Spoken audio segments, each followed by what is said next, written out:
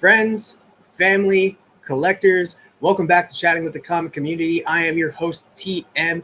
It is July 15th. This will be dropping on July 19th.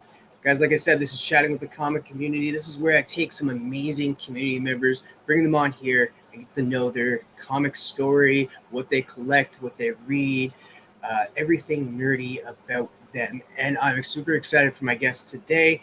His name is Scott, but he goes by SVaughn82 on YouTube. He's been killing it with interviews kind of like this, but better. Trust me, better than this. So definitely go check out his channel. He's part of the Monday night lineup. The information that you need is down below for Scott. So definitely go check him out on Instagram, on YouTube.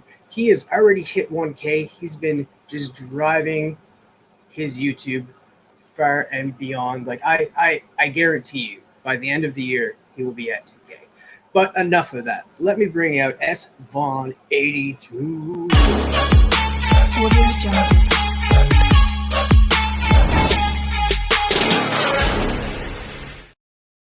Yeah, what's up, y'all? What's going on, dude? How are you? I'm doing great, man. I'm so glad to finally get you on here. I know we've had a little bit of trouble getting each other's time figured out, and that like I've been like, oh shoot, I have to do this now, I have to cancel, and that I've done it with people in the past, and I do appreciate you taking the time to actually finally come on here and talk a little nerdy with me. Man, one way or another, we were going to make it happen. So we're here today, and it's going down. So I'm excited to be here. Thanks for having me. So for the viewers at home that don't know a lot about you, give them a little rundown of who you are. All right. My name is Scott. I go by Scotty.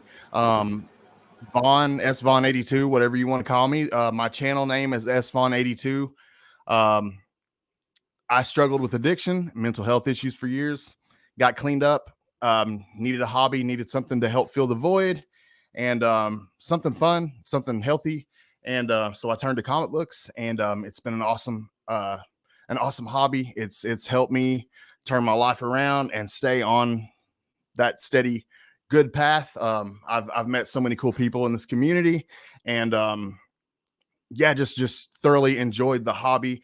Through that, I've built up a YouTube channel, and it's a mix of recovery and comic book collecting and just having fun. I do the Comic Book Addicts live stream every Monday at 7:30 p.m. Eastern time, and that's kind of my baby as far as the channel's concerned. But I just love collecting. I love everything comics. That is fantastic, man. I'm glad you're here in this community as well. So I'm going to kick it off by saying I'm glad you're clean. I know what it is to struggle through addiction and that. So we'll probably touch a little bit on that, but I want to get started by how you got into comic collecting / reading. Yeah.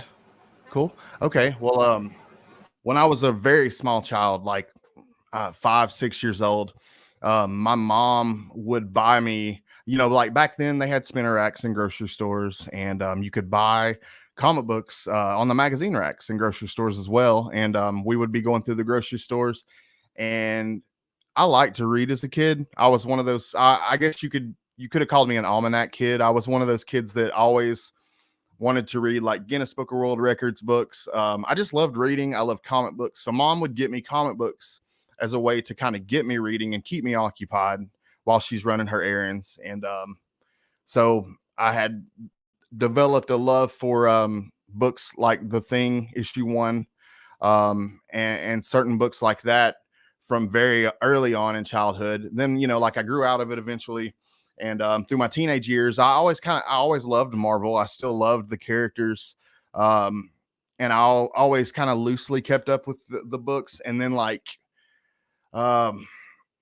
continued to get away from it, using drugs, kind of living a bad life for years. And then throughout like the last, I don't know, like probably 10-12 years ago, I started picking up trades, and I would pop in a comic book shop every now and then, and I would pick up trades and started collecting trades, and got like a pretty good bookshelf full of trades, and would enjoy reading comic books that way. And so really I've been a reader for a while, but as far as like specking and collecting runs and things like that, I got back into it about 3 or 4 years ago. as a means, like I was saying before, something to occupy my time, something to just good, clean fun. And then I met the community of people, and it's kind of been a safety net for me. It's helped me as well. It's like I have you to talk to if I need help. I have a lot of different people in this community that I can turn to if I need someone to talk to, and it's just been really good for me in a lot of different ways. But yeah.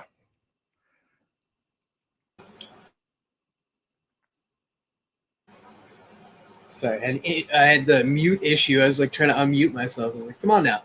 I want to go back a little bit when you said Guinness Book of World Record. Who didn't love Guinness Book of World Record? That was freaking amazing thing to read. I don't know, a lot of us as kids were just going through that even in schools. They had the Guinness Book of World Record to be like, oh, look at that guy with the long nails. Yeah. Those scholastic book fairs. Yeah, I always loved those. I fell out of those. Like, do they still come out with the Guinness Book of World Records? I still see them. Like when I go in this bookstore that's local to Chattanooga, I still see them, but I don't know if they're still making them like 2023 edition. I don't know. Yeah, I love them.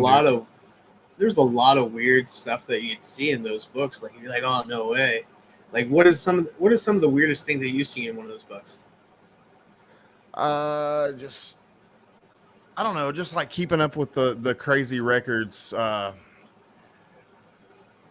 I don't know, like I really liked almanacs as far as like learning random stupid facts that were useless, but they meant something to me as a kid, and they were interesting to me as a kid. I probably could have told you what the earth weighed as a kid, and just useless information. But I don't know, I just love that kind of stuff.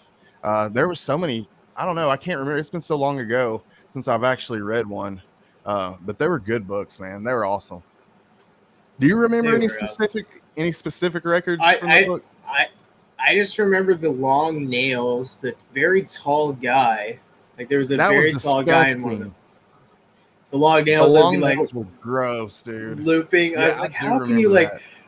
And then like you don't think about it. Like I never thought about it as a kid, but then I'm like thinking about it now. I was like, how did he wipe? Yeah, yeah, exactly. Like how? You would have to, I guess. You'd have to spray yourself clean or something. I don't know. I don't want to think about it. he has one of those bidets. You would have to. One of the earlier on ones.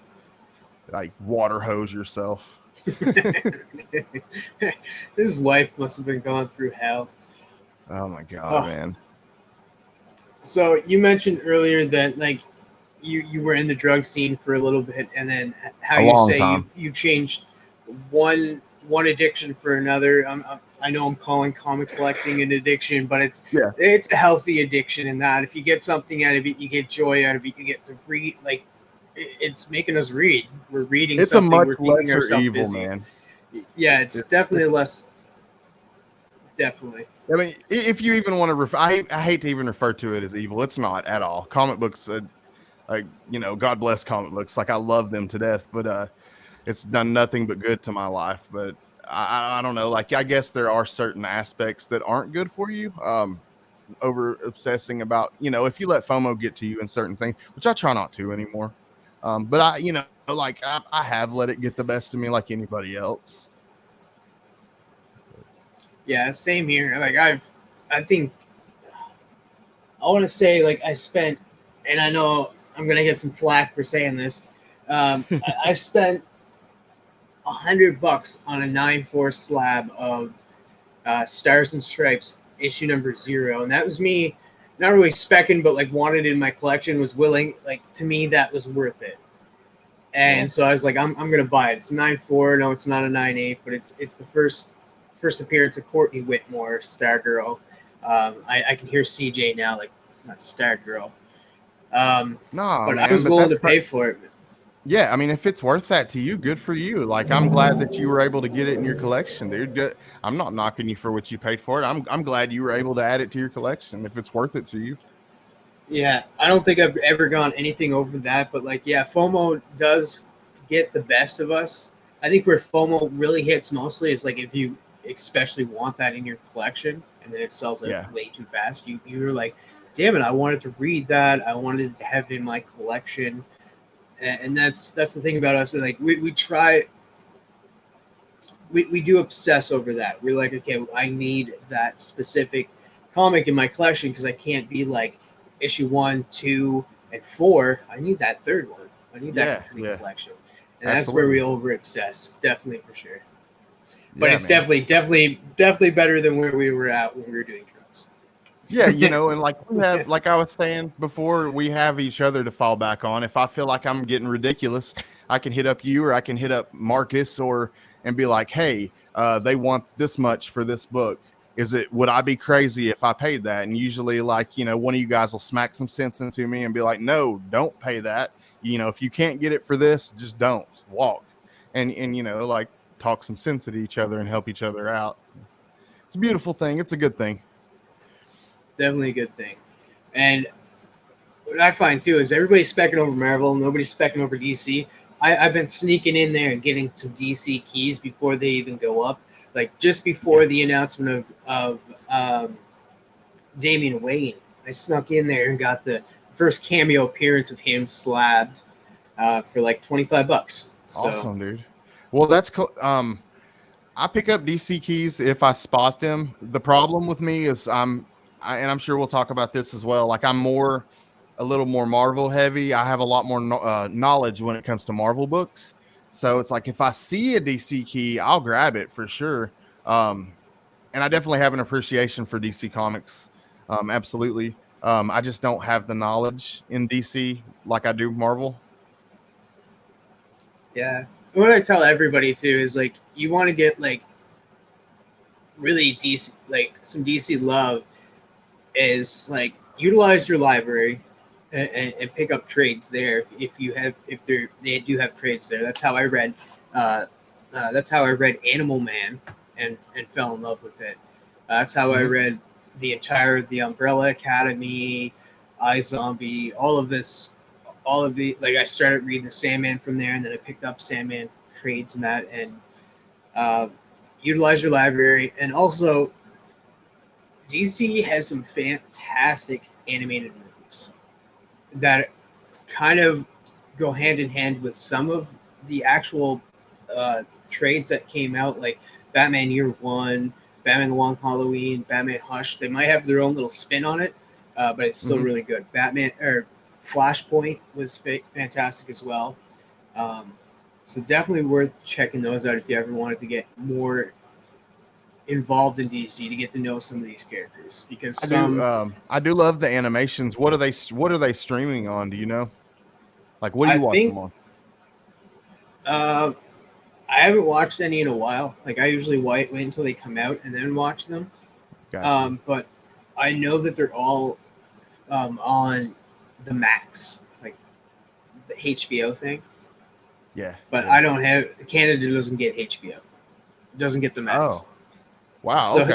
it's not available in our area, which sucks. You can get it through Brave, but it's weird. You have to pay extra, and it's like it's way too much. I'm just like, nah. I'll probably if the Max ever came to Canada, I'd probably drop everything else and have the Max, just because of their numerous animated DC films, numerous great movies and series and that. So I'd probably just be like, you know what, I'm just going to drop it, because they have a ton of DC animated movies that I'd like to go back and watch in order, because some of them are connected. Yeah. And so I'm actually reliving the DC animated movies from this YouTube channel called Real Rejects. There's two guys that go back and do like the reaction, and you get to see most of the video. So you're seeing these guys react for the first time watching this, and I'm just like, you know what? I'm living through these guys right now. I'm like watching most of the show with them, because the movie is like somewhat playing on the bottom of the screen, so you're kind of watching it with them. So it's kind of cool. I'm alone. I'm lonely. No, man, that's cool. No, I do stuff. I have channels like that I watch for sure. It's quality entertainment. So I'm kind of living through them of watching it, and they just dropped a video of like Rise of the Beast. So two people were watching that, and that was a fantastic movie. Hell yeah, I'll have to check that out. Yeah, I'll have to write that down after we get through. 'Cause I like stuff like that. I mean, I also nerd out on stuff like that. So Yeah. You mentioned earlier as well that this community has helped you in one way or another, and I do feel like that because you do need to. Yeah, with being an addict, you can't. You get inside your head if you're alone and you have nothing to do and you're bored and stuff. You relive some stuff that you've done, and you just think about those times and stuff. So it's always good to be busy, and that's why I said this community is like one of the best things that like comic collecting is one thing that really helped us keep our minds busy, give us like a hobby that is a healthy addiction. This community is another thing where if you're alone or even people that are depressed or sad, I'm not going to mention names, but there's somebody that needed to jump on a stream one night and started streaming, and then everybody was just there, and we didn't talk about the issue that they were having, but we hung out with them. We kept yeah, them company, which I think that's freaking amazing. This community goes and above and beyond for people, and I love it. yeah, it's really a great thing. Yeah, it's definitely awesome.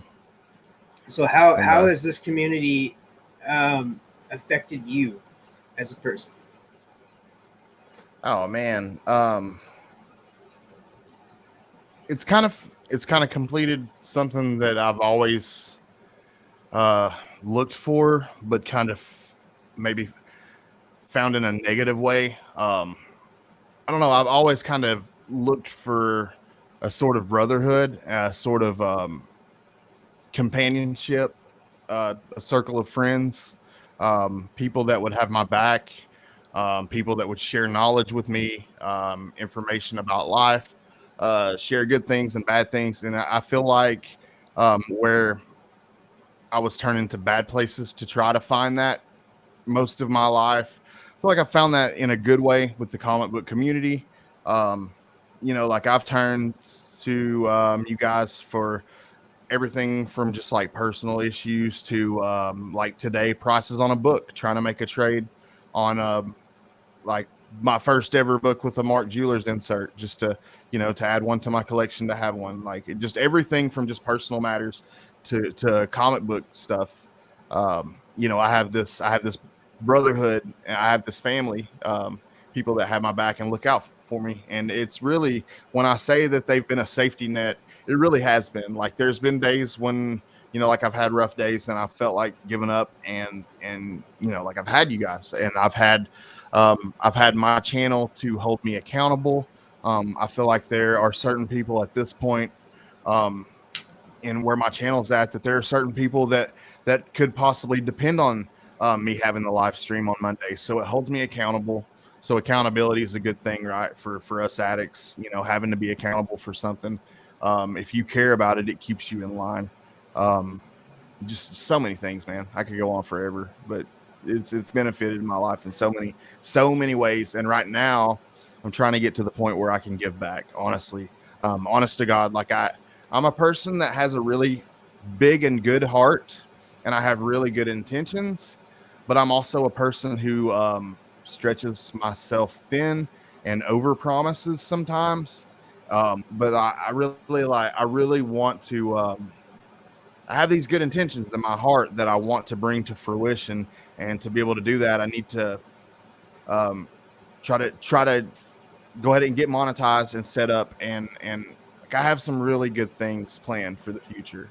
Um, but I need to finish get monetized and get there.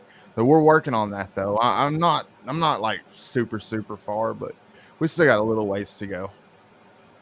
Yeah, and I think they added a new feature as well. Like you get to 500, but if you get to 3,000, you're good. It's tough though, because like I just did an 8 hours, almost an 8 hour stream, and I lost a few hours. I don't know how that's Well, possible. and like honest to God, like I have people, like a really good friend of mine told me the other day that he watched my stuff, he let it play all day long while he was working, and it's the type of person that I legit know that they did. If he told me that he did, he really did. He's that good of a person. But it's like, damn, man, it's hard to get your watch time up. It really is. I'm hoping with these consistent lives that it's going to help me because, like I said, like I really do have these amazing goals. But I need to get there. I really need to just get there. So it's going to take a little more time. Yeah, I'd like to do that too. Like, I know what you mean about like getting monetized, making some memberships, because like the memberships, you can use that money and do monthly giveaways just to have some fun, and Yeah. do it that way. And like all the And money that you're getting, you're not really getting it. You're putting that money together for a giveaway. You're either going to give something you picked up with that money, and that use it for the shipping and stuff. Um, and I and it would be just for the members yeah, man. or for the And community, depending on like how many people you have. So oh, dude, and like what I have planned, and like I really need to get in touch with the people to get everything ironed out before I can officially talk about it. But like, it's like legit gonna do some good in my community, and I'm working on a way like, okay, like oftentimes you give money to charities, right, and you never get to see the money go into, you never get to see it actually work, like to play out and see it do any good. I'm really trying to figure out a way where you get to actually kind of see the money in action. I don't know. There's a lot of things that need to be ironed out, but I have good intentions and I really want to make it work. So hopefully that's coming out. Hopefully in the next couple of years that will be something that will come to fruition. So it's definitely a passion project. So I want to well, help people the same way that they help me. So it'll definitely happen. It'll definitely happen. Think positive on that, and it'll definitely. If you have a goal set, you'll do everything in your power to make that goal happen. yeah. So And the cool thing about it is, dude, it's not like, okay, what I want to do doesn't take a crazy amount of money. If I could raise um, close to $100 a month, that would be well beyond the goal to do what I want to do, and it would actually do a lot of good. So it's not like we're talking a crazy amount of money to do what I want to do, and that's going to do, believe it or not, that amount of money I'm going to be able to do a lot with in this community, and I'm looking for a way to be able to show it too, so people will be like, "Damn, that he made this do that," and that's pretty cool. So yeah, it's hard to really. I hate it because I have to be very vague because I haven't communicated with the organization yet. So, but once I have, I'll be able to say more. all right, I look forward to Good, hearing that. yeah, good stuff. I promise. Like this is the most I've ever talked about it. Honestly, is on here. I can, but it's basically keeping the light bill on, and keeping a building running to be able to provide NA and AA meetings to people who desperately need them. Fantastic. Yeah, That's a great thing that you're doing. Great thing. trying to do. We'll get there. You'll definitely get there, man. Definitely get there. There is no. There's only do. There's not try. I said that wrong. To quote Yoda, do or do not. There is no try. Yeah, we'll get there. That's So the number one goal for the channel, though. so going back to Marvel and why Marvel is such a bigger hit for you than DC. What splashed on the what popped out for you with Marvel? It's just what, honestly, maybe if my mom as a kid had put more DC into my hands, my mom was my influence on comic books when I was a kid. Like it's whatever she would buy for me at the grocery store is what I could read, and she had pretty damn good taste in comics because she got me some John Byrne, The Thing, and let's see, I'm trying to think of some other good stuff. She did get me some detective comics. I do remember her getting me some like some stuff with Nightwing and some detective comics as well. But she typically picked up Marvel titles for me, so that was my early experiences. She picked up some Spawn when Spawn first came out. She hooked it up with some Spawn, and my mom, I have an incredible mom. She stood in line when Death of Superman came out. I had to go to elementary school that day, and she was not going to let me miss school. But she took me to school and then went and stood in line all freaking morning to get me copies of that book. So I had a terrific mom. So she's who I owe my love to Marvel early on. That's crazy. That's crazy, and I'm surprised DC didn't stick with you more after that. Like your mom standing in line for you for the death of Superman. Like that's huge. Yeah, well, I loved those books, and I loved Robin, and there were characters, but I don't know, like as a kid, it just seemed like Marvel. Those characters stuck out to me more, like the Thing being made of those rocks, and I don't know, just the characters seem to stick out to me more, and like I really wish I would have stuck to it because I enjoyed drawing as a kid too, and I didn't stick with it. Um, but those characters were fun, more fun for me to draw. It seemed like so. I don't know. They just stuck with me more. And also, That makes Marvel sense. did more of the like when it came to like cartoon adaptations of the shows that we like watching after school. Marvel did most of those. Yeah, I do agree on that aspect. But like then we had like the Batman Adventures. Then we had Batman Beyond. Then we had Static Shock. Then we had Justice League. Then we had Teen Yeah, Titans. Not Teen Titans Go, but Teen Titans. yeah, So I don't yeah, know. I don't know. I guess those shows were earlier on for us though, because Spider Man came out right when I was young. It was not as dark as Batman. He was a kid too. So I did watch yeah. Spider Man. Love that. X Men Evolution X too Men. was fantastic. X-Men was awesome, dude. The X-Men animated series had a huge impact on me and my love for Marvel as well. And uh kind of one thing that got me back reading comic books, it's a really weird thing that I could say got me back into reading. Have you ever heard of the mobile app game called Contest of Champions? Yes, I did play that for a little bit. Yeah, I got hooked on playing that for a while, and I was like in an alliance, and I actually used that's where SVon 82 comes from. That was my Contest of Champions alliance screen name, and so that I just stole it from that and kept that going. But that kind of through I learned and got back into the characters and learned about like the newer characters like X-23 and the ones that came into play while I was out of comics. I learned about all those through Contest of Champions. So when I came back in and was picking up the trades and reading, like I kind of already knew who the newer characters were from when I had left. And but I owe a lot to that mobile app game, that stupid mobile app game. I That's where think this is S1 the 82 first comes time from. anybody's been like, I owe it all to that mobile app game. It got me back liking the characters again and thinking about the Marvel universe again. That and Hero Clicks, dude. I went through a phase where I was picking up Hero Clicks, the little combat dial game, and Okay. I wasn't even playing the game. I was just collecting the pieces. That got me back in comic shops, and that led to me buying comic books. So yeah, I guess I could credit Hero Clicks too, as stupid as that sounds. So yeah, shout out So Hero Clicks.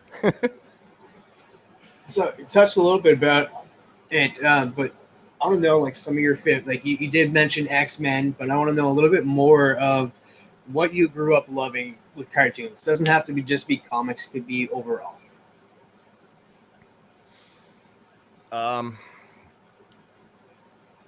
Chippendale Rescue Rangers. Um, Absolute hardcore Beavis and Butthead and Ren and Stimpy fan. Fanatic. Um, had pretty much every Beavis and Butthead merch item that you could buy. And I had an awesome mom helping me get all this stuff too. Teenage Mutant Ninja Turtles. I had every single action figure of the Turtles that you could ever buy up until the end because I had an awesome mother that knew that I loved action figures and helped me pick it all up. Um, so huge TMNT. Batman the animated series was freaking awesome. Um, James Bond Jr. Have you ever heard of the cartoon James Bond Jr.? I've heard of it. I don't think I've ever watched it though. It was awesome. Nobody ever remembers that, but it was cool. And there was also a Cops animated series that was cool too. But Darkwing Duck was amazing. Darkwing Duck was one of my favorites. Yeah, Darkwing Duck and Chippendale Rescue Rangers were my two probably top. Muppet Babies Muppet Baby, Fraggle Rock, um, X-Men the animated series. Like as far as comic books, Image was just coming to fruition early on when I was collecting. So Valiant was huge. Valiant was so I was picking up some Valiant. I was picking up the early Spawn issues, um, the early Max issues, Sam Keith stuff. Sam Keith was awesome back in the day. Uh, a lot of stuff, a lot of different stuff. X Force was hot back then. Um, yeah, like I don't know, like I was born in '82, so I was a small child in the '80s, and about the time that like I was what I would have been. I can't remember what year Image was founded. Now I'm a little blurry on the 92. '92, so I would have I been 10 feel like years it was old. 92. Yeah. Yeah, so that was about the time that they blew up. Was about the time when I was heavily collecting comics as a kid. Um, it's completely different now as an adult. Like my taste has changed.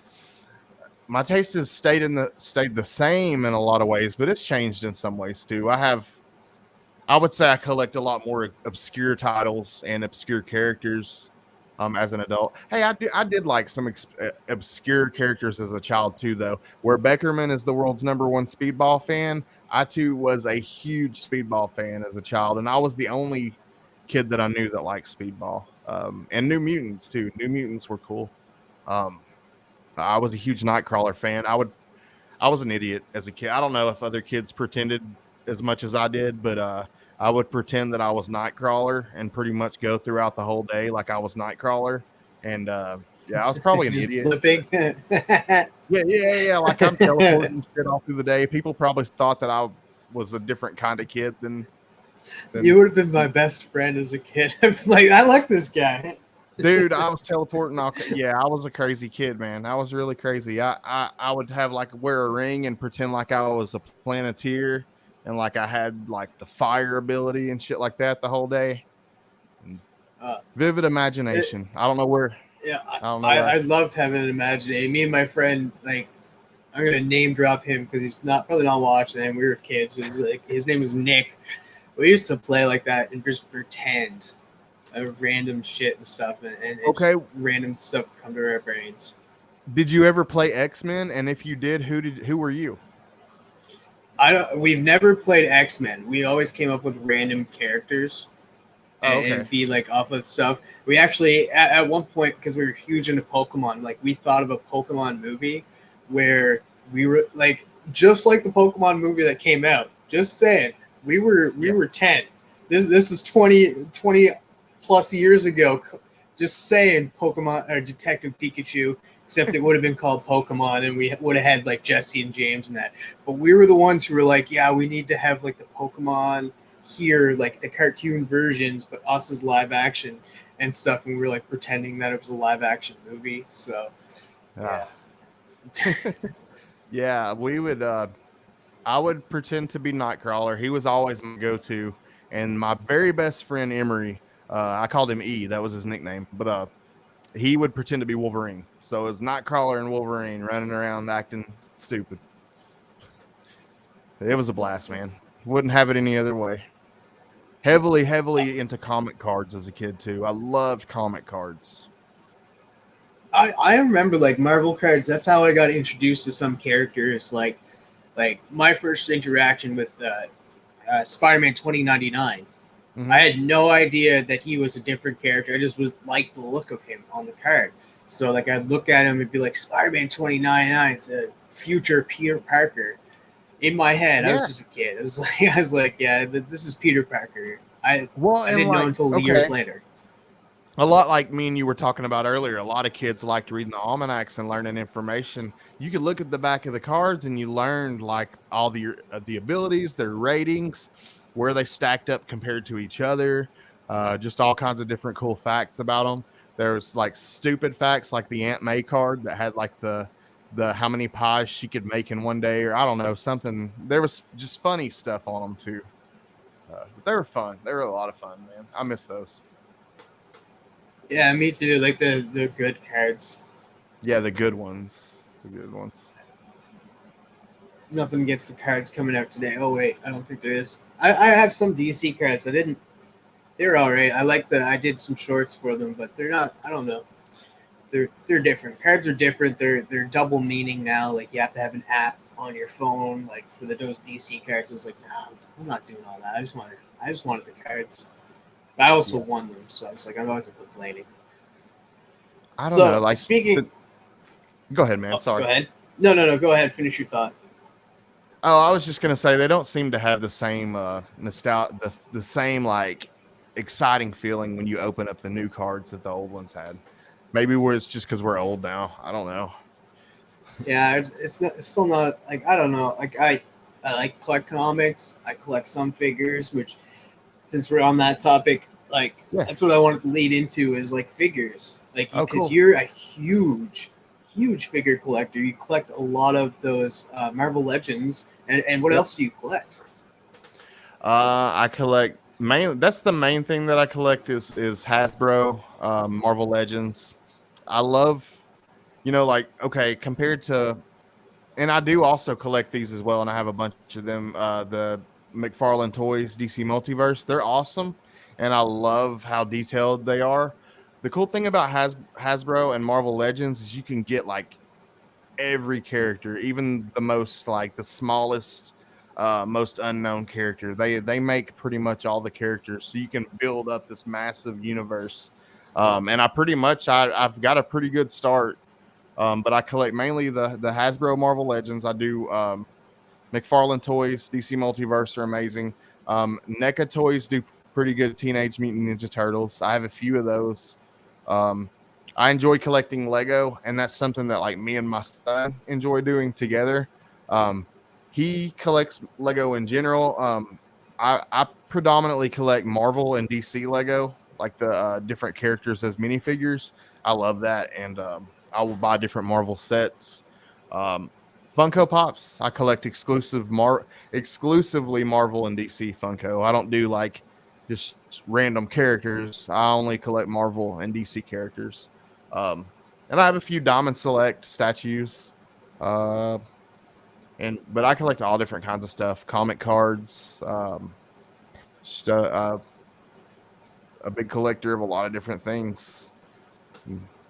I'd say I was just thinking of like figures and that. I didn't know you collect all these statues and pops and that. That's something new that I never even knew. Like the Diamond Select statues is something like you never really do. You show those usually on your channel? I don't remember seeing it.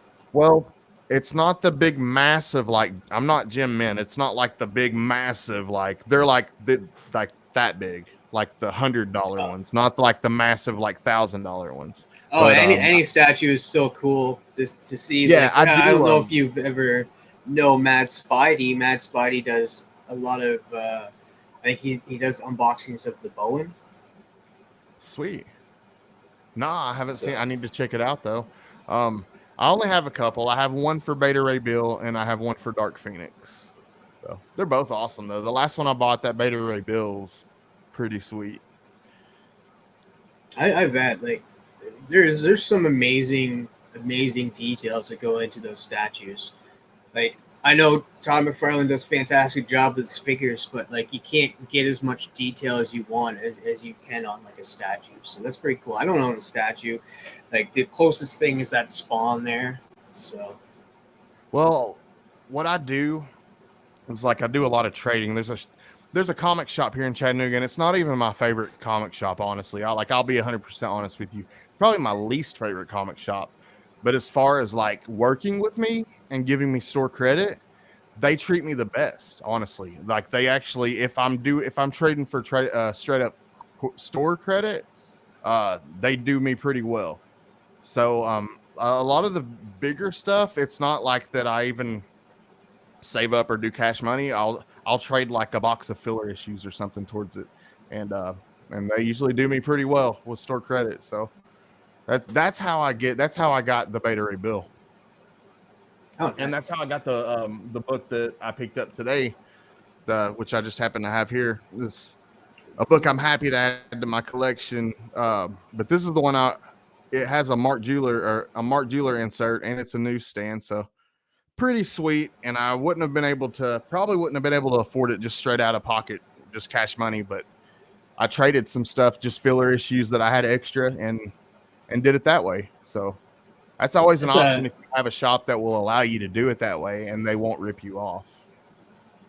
Yeah, it's good to have a relationship with your shop, like. And that's the thing. I've known the owners for years. Like, I know these guys on a personal level, so they're treating me like they know me on a personal level. That's fantastic, and that's a key book, and that's the first appearance of Venom right there. So get in the newsstand with the Mark Jewelers. It's huge. Dude, I love it, man. I never had it, and to have the first, like, isn't it like the first full Venom on a cover or something? It's something really cool, but I think it's the first appearance of Venom, because like the first full. I feel like it is. People in the chat or watch this, let us know on that. I feel like that is, and then Secret Wars issue number 8 is the first black suit Spider-Man. So it wasn't named Venom. It was just the black suit at that point. And like, as many hunts, like, one of my things as far as like how I collect, I love going out on the hunt. I love digging through bins. And as hard as I've looked, as many bins as I've dug through, I've never, ever, and maybe I just don't have a good enough eye yet, but I've never found a Mark Jewelers insert. So this is the first one I've ever added to the collection. It's got a nice red Mark Jewelers insert, so it's my first one. So I feel like I stepped my comic game up slightly today by like 1%. That's cool. Biggie's gonna like that. See that? He's probably already seen it at this point, but Biggie's definitely gonna like to see that comic in your collection. He's a huge Mark Jewelers fan. I've noticed there are people out there that are really into them, and like the people that are really into them, they're like, "Is it a blue Mark Jewelers insert, or is it a purple?" Or that's why I mentioned that it was a red insert for anybody out there that may think that was cool. I don't know if that's a thing, but I know there are people out there that specifically look for blue inserts, and I don't get it. But if you could explain it to me, somebody in the comments. I guess it's just whatever you prefer. So now you got your first Mark Jewelers insert. What are some of the other comics that like you need to have in your collection that you're on the hunt for, that you want to check off a list that you may have? Okay, that one's pretty easy. I actually have a list that I put together right here. I'm working on I'm finishing up Dazzler Volume 1, that run. I'm 4 issues away from completing it, so, and they're not any, like, it's not any key issues. Let's see, what am I? Oh, I got it written down right here. Hold on. It's like, that's the thing. It doesn't have to be like key comics. It could be like at one point I was trying to get the full run of Eclipso, The Darkness Within. I'm still missing a few of the annuals, but like it's just a run that I want to get. No key issues, very easy to get on the cheap. Yeah, okay. Like, I'm just missing 25, 30, 31, and 37, and that Dazzler run will be completely done. And then I'm missing Beauty and the Beast issue 4. Okay, if you're not familiar, after Dazzler Volume 1 ends, Beauty and the Beast miniseries picks up the story from there. So if you're a hardcore Dazzler fan, if you want to pick up the series after Volume 1, jump into Beauty and the Beast, that 4-issue miniseries. I have 1, 2, and 3 of it, but I'm missing issue 4. So I'm gonna stop right there. So not Beauty and the Beast from Disney. It's just the title of the series, or? Yeah, and it's referring to her being the Beauty and Beast from X-Men being Beast, and it's about them. They're in a relationship, and there's I got a few other Dazzler key. Mainly, I'm working on Sensational She-Hulk, completing that run. I still have several issues in that run. I need to find the first and second print for the Dazzler, the movie graphic novel. So I want to pick that up just to add to those. There's a couple of McFarlane covers. Let's see which ones. I got them right here. Marvel Tales 230 and I think 232. I want to say 232. It's both Dazzler McFarlane covers. It's her and Spider-Man, and it's McFarlane on the cover. So those are really cool. damn, I just had another one that wasn't a Dazzler book that I wanted. I want to send off my second print Spidey 2099 #1 to CGC. I definitely want to get that clean pressed and sent off. That's a future goal. As far as that goes, yeah, completing that run. There's a couple of big sensational She-Hulk keys. The one where she's pregnant and it's homaging that Demi Moore Vanity Fair. I still need to get that. It's just a bunch of not anything that really I couldn't get, man. It's really a lot of smaller keys. Honestly, there's not any crazy. Like, I'm not somebody that's out after Batman's first appearance or Amazing Fantasy. Like it's not going to take that much to make me happy. I'm not a collector on like a huge scale like that. Just finding some of these books, completing these runs would make me incredibly happy at this point.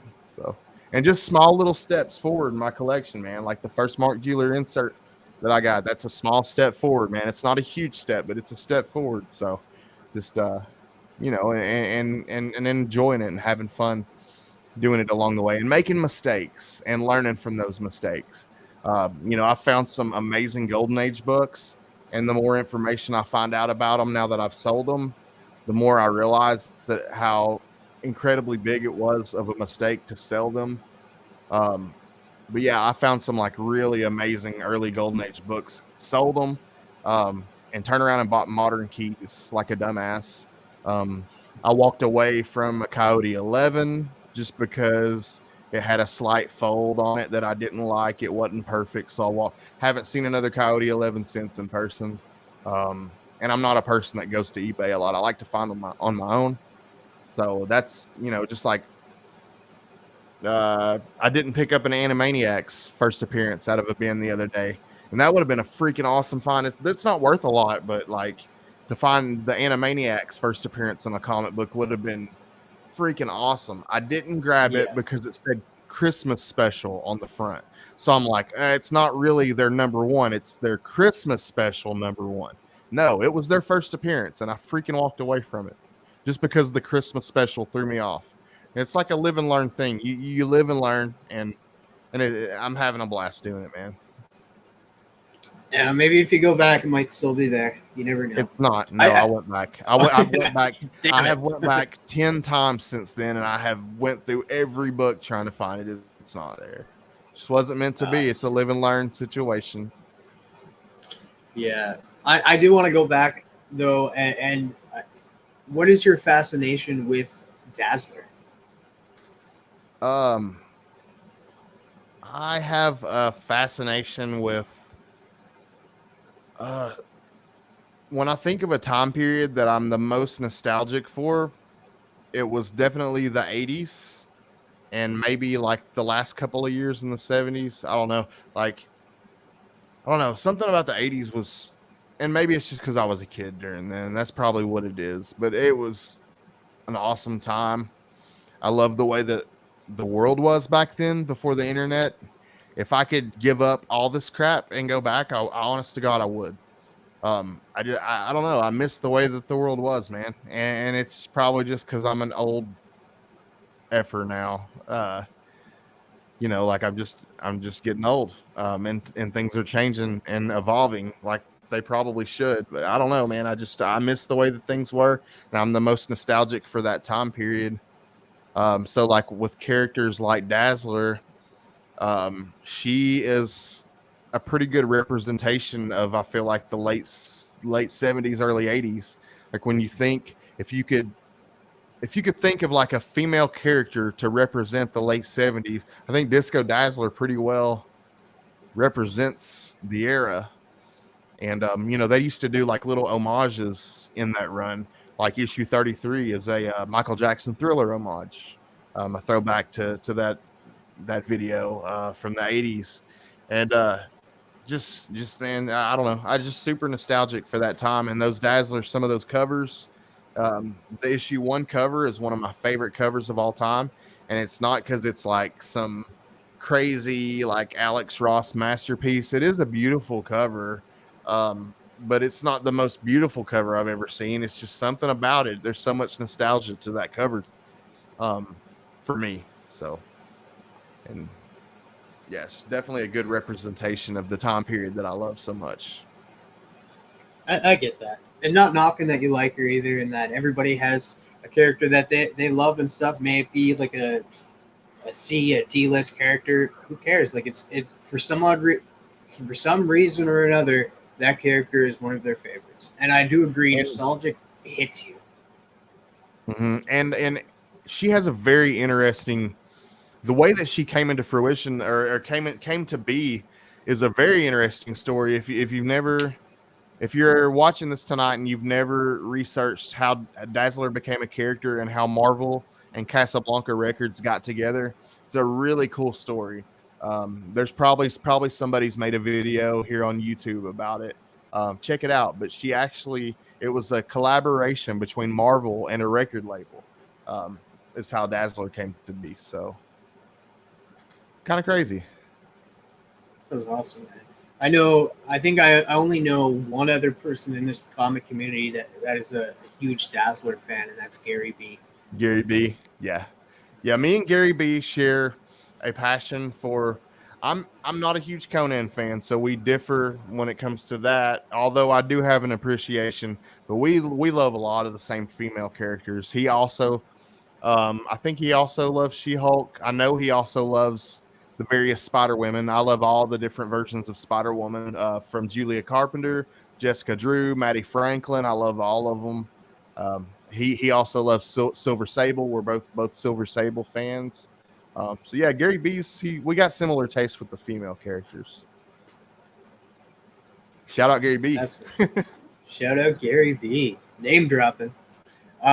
So now I want to we touched a little bit on animation, like for television growing up. I want to just a two-part question. Um, it's like, what is some like your favorite? Actually, kind of three-part. Favorite movies growing up, but movies could be animated as well, and then some of your favorite TV shows, live action, that you loved growing Um, Bill and Ted. I'll say one thing, and I actually thought about this the other day. Um, Throughout my whole life, Keanu Reeves has been a pretty freaking cool dude. And it started back in my childhood with Bill and Ted, and he's just pretty steadily played pretty killer roles throughout my whole life. Um, Keanu Reeves is an awesome dude. Just wanted to put that out there. But Bill and Ted, um, I loved Beavis and Butthead. I loved the. I was an MTV, very much an MTV kid. After school, every day, you had your liquid television, which spawned the Max and Eon Flux, and a lot of really cool animated cartoons. The Head, some really cool stuff. Um, I love comedy skit show. The State. There used to be a show on MTV called The State. It was really cool, like a comedy skit show. Um, but yeah, I was definitely an MTV kid. Yo, MTV Raps. Um, I knew every word to every rap song that was out, every punk rock, anything like any. I don't know. I was just very much a music kid, and cartoons, like I said before. Movies, like Batman in '89 was pretty dope. I remember that. Um, uh, God, what was it? Wayne and Garth. Well, Wayne's World. up? Oh, I used to Wayne's go. World. I Oh, used to go to the theaters for every Wayne's World 1 and Wayne's World 2. I went to the theaters for both of those. And the Teenage Mutant Ninja Turtle movies, and then going to Pizza Hut and getting all the collectibles during when the movies were in the theaters, was pretty awesome. I remember I got the cassette tape. It's pretty god awful if you listen to it now, but the soundtrack, I think it was called like TMNT Coming Out of Our Shells, and you could get it at Pizza Hut. And it was so bad, dude. But I would jam that in my parents' car in the tape deck, and I don't know. I feel like I liked a lot of the same stuff. I was Nickelodeon, all the Nicktoons as well, but the early ones, man, the good ones, Doug, uh, Ren and Stimpy, the ones that, um, God, I'm drawing a blank now, but you know what I'm talking about, like the original Nicktoons. Um, I can think of like a few, like Hey Arnold, Salute Your Rugrats. Shorts. The shows, even Clarissa Explains It All. I'm not afraid to admit I watched that show. I mean, I had a crush on her just like every other guy my age, and just I grew up on all that stuff, man. Nickelodeon, MTV, and all the cartoons, the um, USA Saturday morning cartoons, which I don't. Did you have USA channel in Canada? Just No, we did USA. not. Our channel that we watch, shout out Canada, all my Canadian peeps. We watched like YTV, and then later on it was Teletoon. But yeah, YTV, and we did have Fox. We did have Fox Kids, where we used to watch like on that Fox show. It Kid. would be like, yeah, it'd be like Digimon and Power Rangers, um, Were all you a shows like that. Planeteer? Were you a I Planeteer? I love, yeah, I love Captain Planet. That was Hell yeah. fantastic. A lot of people hated it and stuff, so I had to keep it on the down low. And like, no, I don't watch that crap. But And secretly, I'd be inside my house. And, Power Rangers was a new thing in America, like right before I was old enough for it to be embarrassing to like anymore. Like I was huge into Power Rangers. Like they first like really took over in America. Um, right before I got old enough to get out of it. So yeah, I got into Power Rangers for a while, and Power Rangers was pretty awesome. And and then they came out with Beetleborgs, which is great as well. I love see, Beetleborgs. That was when fantastic. that hit, like I had already hit the age where like I was embarrassed. I was secretly playing with Legos at that point. I was hiding and playing with toys at that point, but I wouldn't do it in front of anybody anymore. So, which is a damn shame. I should have just been a kid and had fun. Well, we're getting to that hour mark. I just have one last question.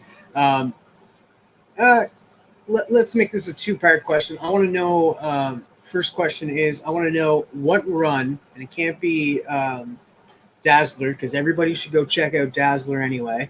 What Yeah. run in comics do you think everybody should check out, in your opinion? Hmm.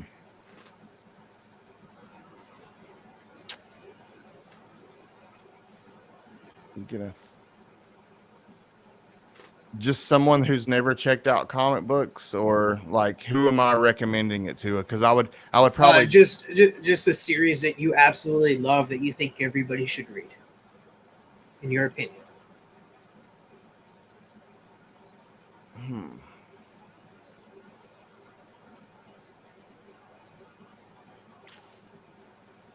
trying to think of one that would like really hook somebody, that would just really get you and pull you in. I don't know, man. Jim Lee's X-Men run. Jim Lee's X-Men run was pretty fun, dude. I would recommend that to nobody. To someone that's never read comics before.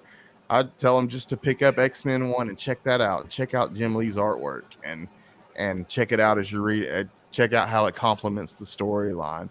And but there's so many, man. There's so many good comic books.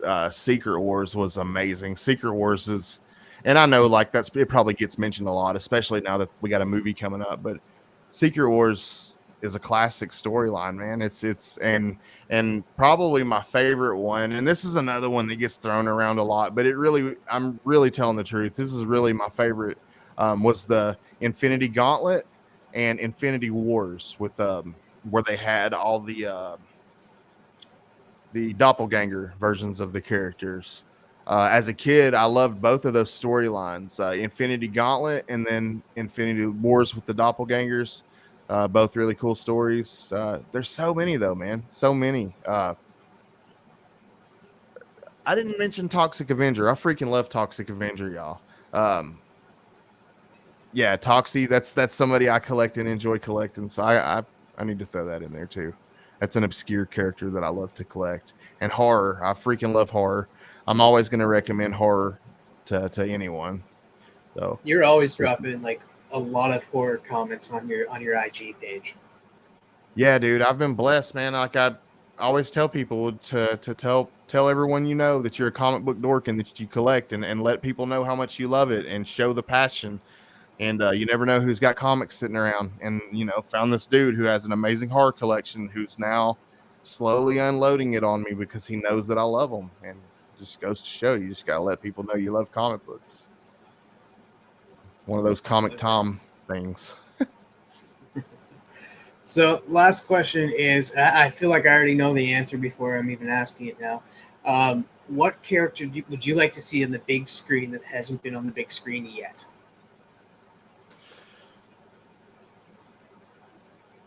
Oh man, it sucks because we've seen the Thing on screen, but I'm not happy with how we've seen him on screen. Dude, I think it would be freaking awesome to. Let's see. Let's think real hard. I mean, we've seen animated the Max, but I would like to see how they would bring like a real life version of the Max. That would be crazy. It definitely have to be a good CGI. Yeah, man, it would. Like, how would you even do that? Like, his feet are huge, but that would be kind of cool. God, I don't know, man, because Machine Man would be interesting. There's an obscure character that we haven't seen. Let's see some Machine Man. How would they make that happen? I think they'd be able to pull it off. Think so? That'd be cool. It'd have to be a movie. Machine Man's Marvel too, right? Yep. I don't know much about the character. I've just heard of the character, and remember seeing like the covers of him like all taken apart. So. Yeah, I want to see some Spider Women too, man. I'm ready to either see Jessica Drew or Julia Franklin. I doubt we see Maddie Franklin, but I don't know. I want to see some Spider Women. There is going to be Madame Web coming out, so I'm not sure if that's going to have some Spider Women in it or not. Do you think we'll see Julia Carpenter or Jessica Drew? I don't know who the first one is, but I know who Jessica Drew is. We might get a different version. Jessica Drew is Julia Carpenter's the one that showed up in Secret Wars, the black and white costume. That's Julia Carpenter. She's the second version. The first version is Jessica Drew in the red and yellow. And then she's the one that we see like currently, whatever. She's the one that got pregnant, had the then Maddie Franklin. Maddie Franklin's the lesser known one. She's like short hair. She got killed by Craven's daughter. She actually died at the end of her volume. So I don't think she's currently alive. So. I doubt they'll bring her back in. Maybe they will, but there's a lot of Spider Women out there now, and the only one that they've ever really utilized the most, and I think she's probably going to be the first one to even get it on screen, like live action, would be Gwen Stacy. Yeah. I mean, it's that. Of course, that's going to happen because everybody loves Gwen Stacy. That's a no-brainer. Gotta. So I feel like she's going to be the first live action. I could be wrong. They could introduce some in Madame Web, but at this point, I'm not happy with what Sony's doing. Besides what's in the Spider-Verse movies. And I just wonder how they're going to do Madame Web because, like, she's not the most action-packed character. She sits there and she doesn't even talk. She communicates telepathically or through the whatever the web or whatever, telepathically through the web. But I don't. How could you make? I don't know. We'll see how they're going to do that. I just wonder how they're going to do Madame Web as a character. Like, how's she going to communicate? Is she just going to sit on her ass on that the whole time? I don't know. We'll see. And then, as much as like the Craven movie does look pretty sick, but I think it's mistitled, and I don't think it should be part of like the Marvel universe. Like, it shouldn't be a Craven movie.